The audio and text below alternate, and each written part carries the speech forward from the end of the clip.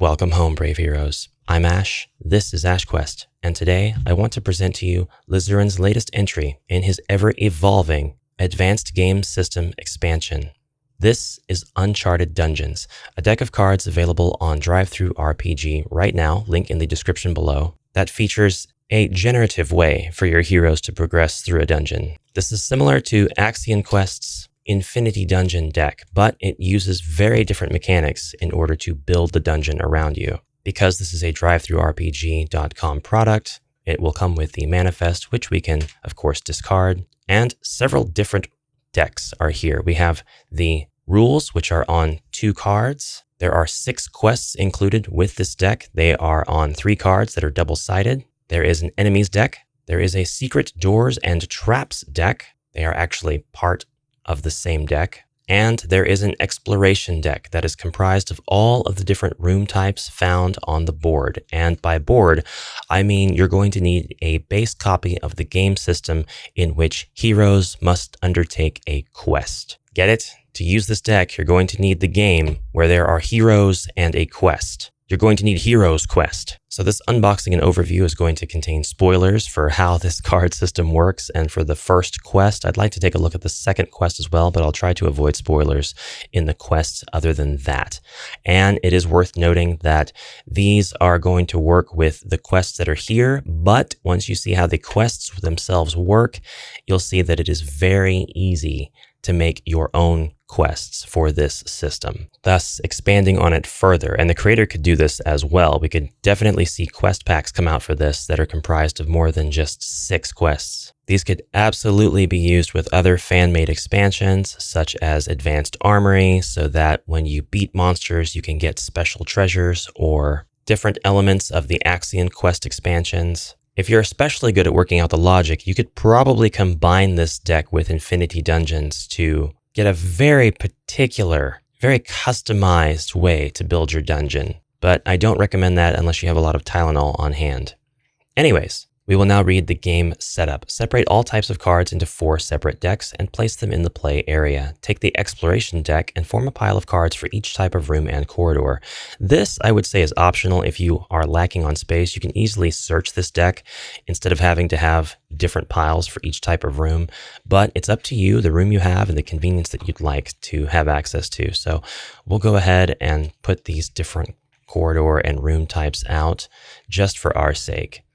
And you can see that there are several cards for each room type, the room types being on the front of the card here, indicated by how many squares they are. So this 4x4 room exploration card is going to be one that will draw once we enter into one of the 4x4 rooms on the board, of which there are several.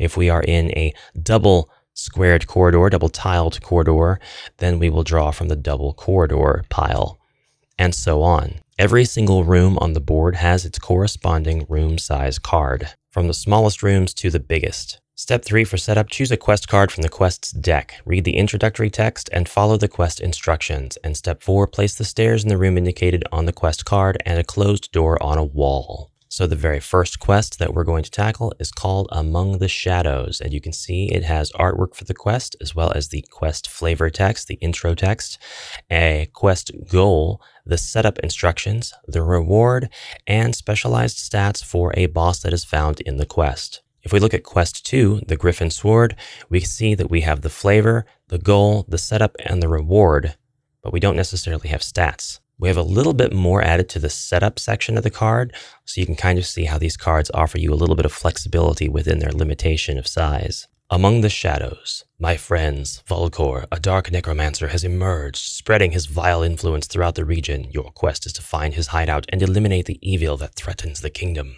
The quest goal is to find Volcor and defeat him. For setup, place the stairs and a door in the red 4x3 room. We happen to have one of those right here. Shuffle the objective card, Volker, randomly among the last 4 cards of the enemy's deck. Now to do that, we're going to have to search the enemy's deck, but I don't want to do that until I've explained to you what that is. So let's continue with the introduction of quests. The reward is 400 gold coins, and Volker has 6 movement, 2 attack, 5 defend, 3 body, and 4 mind, and knows the spells Fireball and Firestorm.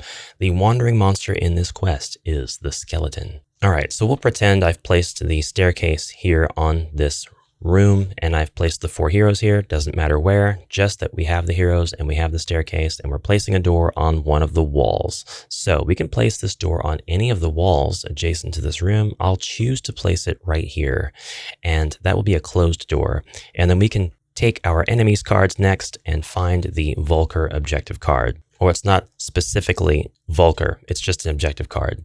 And look, it's right there. This is actually the objective card. For those of you who have played Warhammer Quest, this concept is going to be fairly familiar. All of the other cards in the enemy's deck outline the different types and configurations of groups that you'll find as you are unlocking the rooms and exploring. And we're going to take 3 of these cards and the objective card and shuffle them around and place them back in the bottom of this enemy's deck.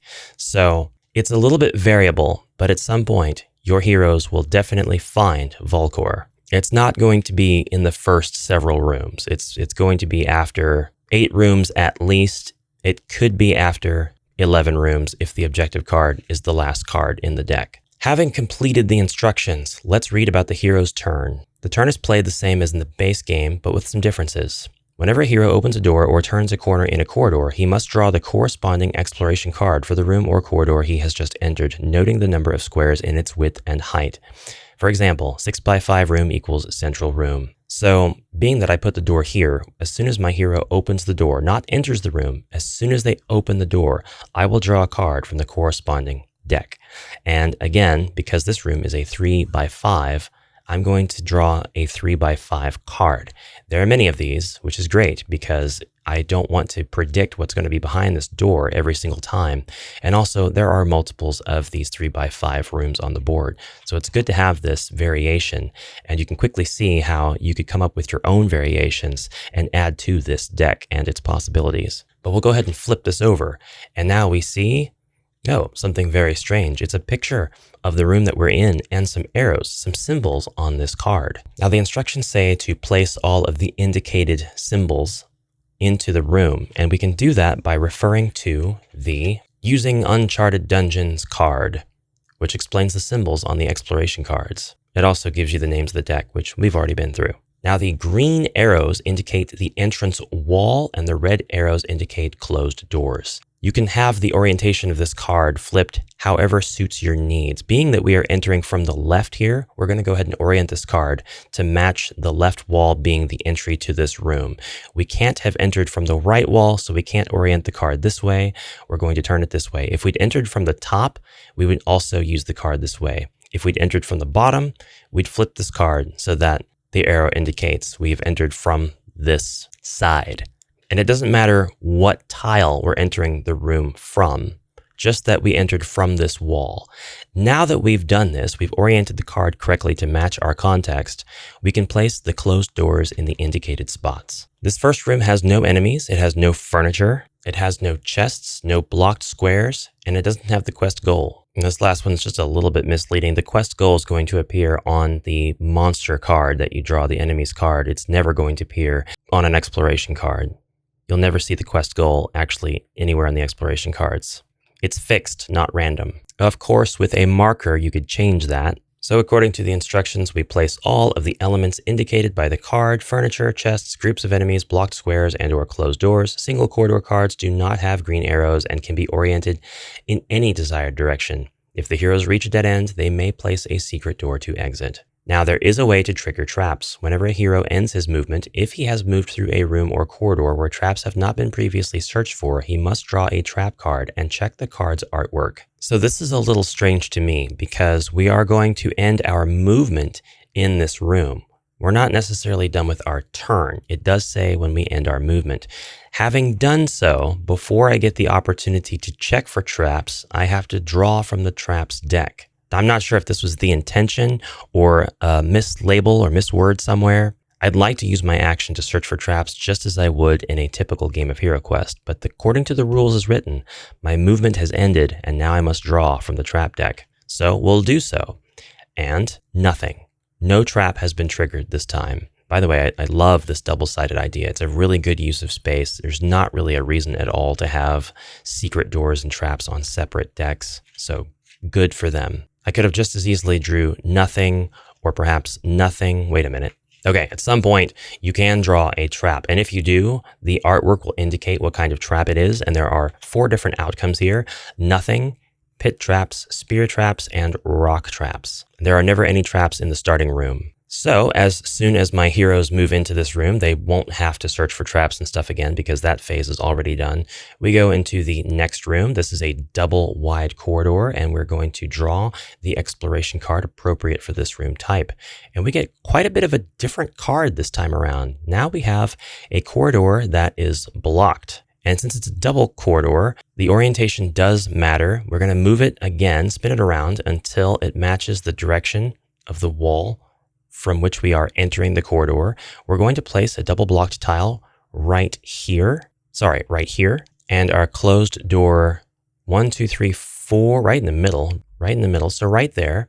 And now finally we have encountered our first group of enemies. The red X is enemy group 1. So we'll draw from the enemy deck, turn it around, and read. So some of the cards have blue X's, which represent enemy group 2, red X's, which indicate enemy group 1, and some of the cards will actually have both red and blue X's in the room. If you find the configuration of both blue and red X's to be too difficult, and if I were you, Zargon, I would take a look at these enemy cards to see if you find them balanced enough for your campaign or not, then you can choose to play an easy mode of the game, which specifies that you can ignore the blue X's. The monsters from group 2 will simply not be placed in this mode. Now, in this situation, I think that that's a good idea. Having looked through these monster cards myself, the balance is kind of all over the place. The group 1 in this case is actually 2 Dread Warriors right here in the corridor, the very first monsters that I'm going to run into. Now, while there is a red X specifically here right below the door, for monster placement, the second monster can be anywhere around adjacent to this square, so just as easily right here or right here. Now, the monsters have their own AI, and how they move is determined by the card that you draw, but we're going to continue on reading the instructions. You place the monsters from group 1 on the square with the red X, and place monsters until group 1 is complete. Place the monsters from group 2 on the square with the blue X and adjacent squares until group 2 is complete. Each monster in the acting group must perform only one of the actions preceded by an asterisk. The monster attempts to perform the first action on the card, and if he cannot, he must perform the second action instead. We then get an example of how exactly this carries out. Note, if a monster cannot perform either of the 2 described actions, use the golden rule. The monster attacks the nearest hero. So according to the rules as written, we will follow group 1. We don't have a group 2, which is on the same card, to follow. So just going with group 1, the 2 Dread Warriors, we're going to go with the top move attempt, which is move to a square adjacent to the closest hero within 6 squares of this monster, then attack that hero. It is important to note that the cards don't necessarily say to stop the hero's turn. They simply say that you must draw the appropriate exploration card. So before you carry any of this out, Zargon, interpret for yourself if the reveal of the monsters does not mean that you stop your hero's actions. I would interpret it that way. Actually, I would say that since I opened this door, I've placed the monsters, but I'm going to continue my turn. So I'm actually going to move and attack the Dread Warrior with my Druid. On my next turn, my Rogue is going to come out and attack the next Dread Warrior, and then my Druid is going to come up to the doorway and cast their Shapeshift, and the Monk is going to stand by right behind my Rogue and Druid before the Dread Warriors get a chance to make their move. I think that this was the intention of the rule set because it doesn't change the way that the base game is played. But now we can follow the instructions. And the first action, move to a square adjacent to the closest hero within 6 squares of this monster, then attack that hero. If you cannot perform this action, you will go on to the next action, which would be attack an adjacent hero, then move to a square adjacent to as many heroes as possible. So in my mind, if we can't carry out either of those, we must, in spirit, carry out as closely as possible to the first instruction on the card, which would be to move to a square adjacent to the closest hero, which has already been done, then attack that hero, which we can now do. And pretend we have this blocked off. The Dread Warriors are pretty well locked in place in this battle. So this will carry out naturally until all of the monsters have been defeated, or all of the heroes, but you're not going to let that happen, are you? And the heroes will now be able to continue their exploration, which of course you could already do. As soon as this hero, for example, entered the corridor, they could have easily gone into this room and drew the appropriate card from the exploration deck. So just as easily could have drawn this card. Now, whether or not your party is dumb enough to split up and open up rooms and potentially attract new enemies, or smart enough to wait till all of the current enemies are completely gone and traps have been searched for before continuing, well, that'll determine how long they last, as we all know. But let us continue our imaginary game and see if the druid has better luck. So this is the card drawn for the 3x5 room, and its entry arrows are on the bottom and on the right, which means we need to turn it so that it makes more sense. We're entering from the left yet again. And unfortunately, there is a piece of furniture right here blocking our path. We cannot actually put the contents in this room as they were instructed without also having our hero move directly into a piece of furniture. This is interesting. So the furniture indicated on the card is a 2x3 piece of furniture, which means the sorcerer's table, the alchemist's bench, the torture rack, tables, etc. We could have entered from these top two spaces and we would have been completely fine. But the door position on the previous card, the double corridor exploration card, said the door had to be here. So in this case, I would say skip this card and go to the next one in the deck. The contents of that are invalid because we can't place the things in the room. So we'll turn this one over instead, and this one makes a lot more sense. Just by default, we already have an entry arrow that matches up with where we came into the room. There's nothing obscuring our path. We will place 2 doors in this room, and there will be 2 enemies, 2 groups of enemies, red and blue. So we're done with this card, and we can draw the next enemy's card.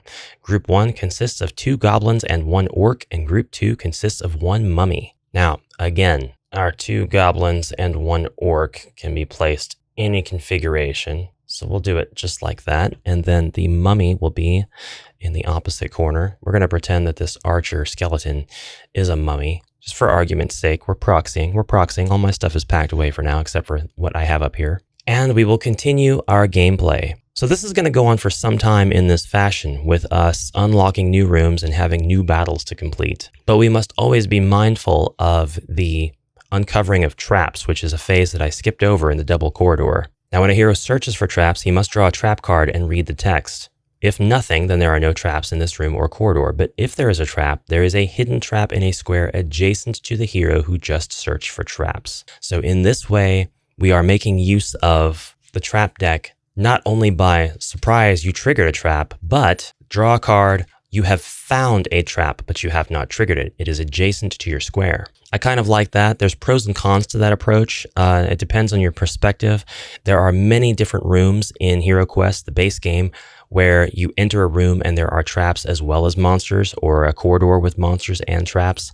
So it's very easy to land on a trap when you're trying to strategically position yourself to fight a monster. I'm not sure if the rules as written are enforcing this, or if it is allowing you to search for traps after you beat all the monsters in a room, or if you have to draw a card as soon as you've ended your movement, because as soon as you end your movement, the card says to draw a trap, not when you've ended your turn. If it is set up that way, that's okay. It would be a very dangerous way to play, and it would be reminiscent of classic HeroQuest.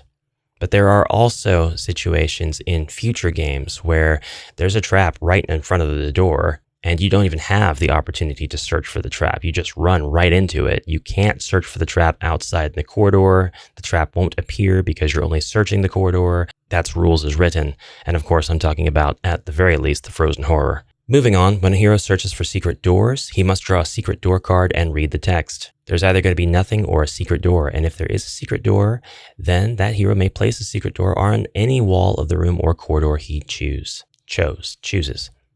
Search for treasures. Whenever a hero searches for treasures, he must draw a card from the treasure deck. If the room being searched contains a chest and traps have not been searched for, he must draw a trap card for the chest.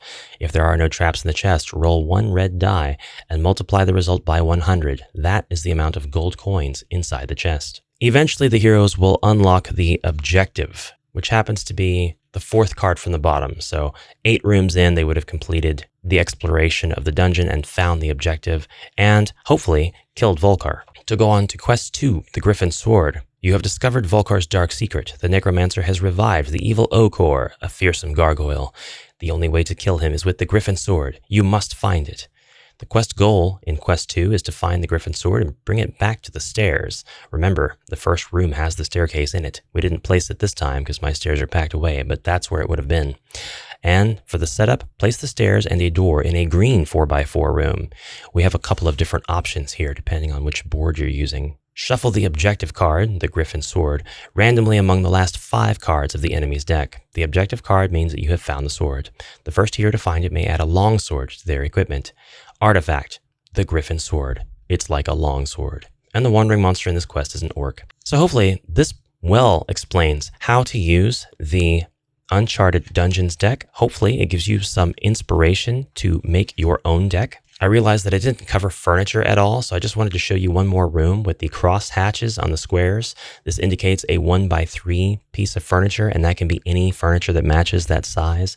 So if you'd like to place a fireplace in that room, you can do that. If you want to place a bookcase, you can do that, and that will slowly build out the contents of your dungeon. A few final thoughts. I want you to know that this deck was sponsored by Lizuren, who kindly sent it to me. Thank you very much for your kind gift, Lizuren.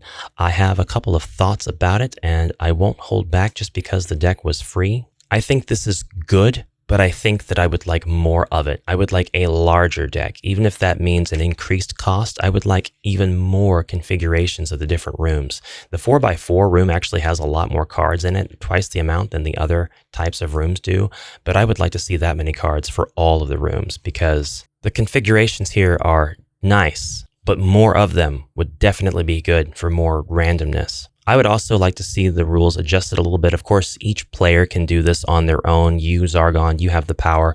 Take the objective card and move it up further in the deck if you'd like an easier game.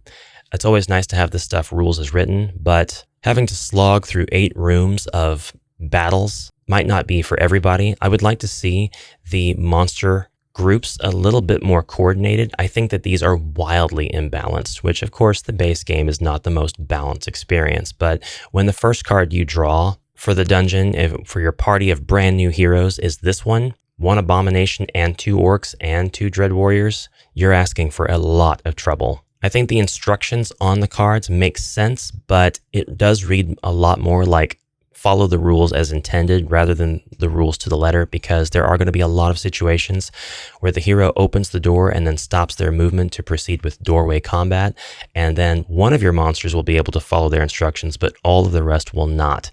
So the golden rule will need to be adjusted to say, move as close as possible to the hero and attack if you are able. That's the real golden rule. I would also like to see a lot more enemy configurations that are themed. So all green monsters, all white monsters. I'd like to see entire decks like this so that we can have only an undead experience, but it's varied, or only a green skin experience, but it's varied. I'd like to see multiple objective cards as well, because while a single objective is great, it would be really nice to have secondary objectives that add bonuses to what the heroes find while they are traversing through this dungeon. Finally, I do commend the creator for the secret doors and traps mechanic. I think it's fine as is. I do think that it could use with a little bit of clarification on whether the hero automatically just has to draw a trap as soon as they enter the room and finish their movement. Having played and tested various homebrew systems from other creators as well as my own, I can tell you the way that I would use these cards is if you needed to, in between canonical actual official quests, tackle a side quest dungeon for a lot of optional rewards, this is where this deck would come in handy. I would have the players finish a campaign quest from the base game and then arrive at a town or something in which they can choose an easy side quest dungeon or a hard side quest dungeon. If you choose an easy one, then you'll be going through a dungeon that only uses the red X's, and if you choose a hard one, you'll be using the red and blue X's. The hard quest, of course, giving a lot more rewards and perhaps a permadeath to any heroes that fall in the dungeon.